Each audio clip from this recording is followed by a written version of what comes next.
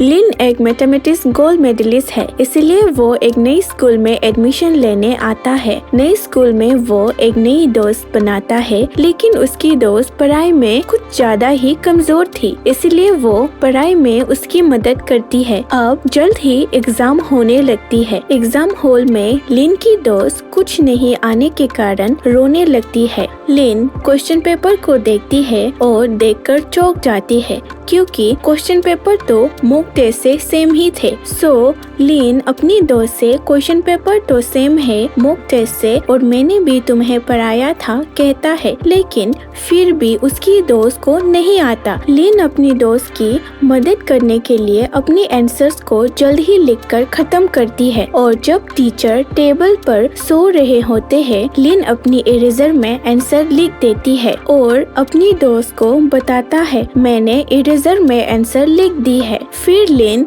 जूता खोलती है और इरेजर जूता के अंदर डाल के अपनी दोस्त को जूता पास कर देती है, लेकिन तभी टीचर अपनी चेयर से उठकर चलने लगते हैं और टीचर को देखकर दोनों दोस्त डर के घबराने लगते हैं। टीचर को कुछ पता नहीं लगता और दूसरी तरफ चला जाता है। लिन के दोस्त अपने जूता खोलती है और जूता को लिन को पास करती है, लेकिन दोस्त ज्यादा जोर से जूता को धक्के देने के कारण जूता दूसरी ओर जाती है। दोनों दोस्त अब डरने लगती है और टीचर भी उनकी तरफ आ रहा है। लिन डर के अपनी एग्जाम आंसर शीट को उठाकर टीचर के पास जाती है और पूछती है, क्या हमें आंसर शीट में अपना नाम लिखना है, जैसे कि उसने अपनी जिंदगी में कभी भी एग्जाम ना दी हो। और इसी टाइम उसकी दोस्त जूता से इरेजर को निकालती है और खुशी से अपनी आंसर लिखती है। अब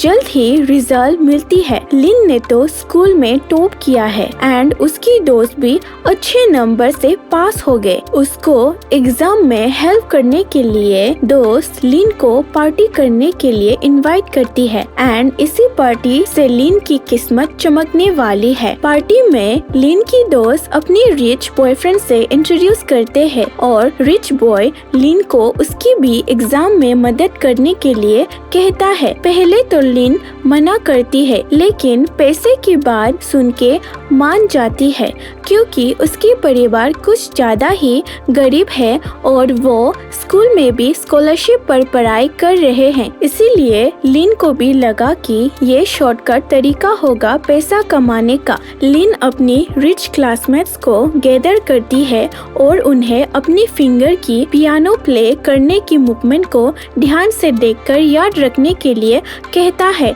एग्जाम आती है और लिन अपनी फिंगर के मूवमेंट से क्लासमेट्स को आंसर बताता है और क्लासमेट्स खुशी से आंसर को अटेम्प्ट करती है एंड सब क्लासमेट्स लिन की मदद से अच्छे ग्रेड से पास करती है। लिन अपने स्कूल में भी टॉप करती है। जल्द ही दूसरा एग्जाम भी हो जाता है और सब स्टूडेंट्स अपने अपने एग्जाम दे रहे होते हैं और कुछ स्टूडेंट्स लिन की फिंगर्स मूवमेंट का इंतजार कर रहा होता है।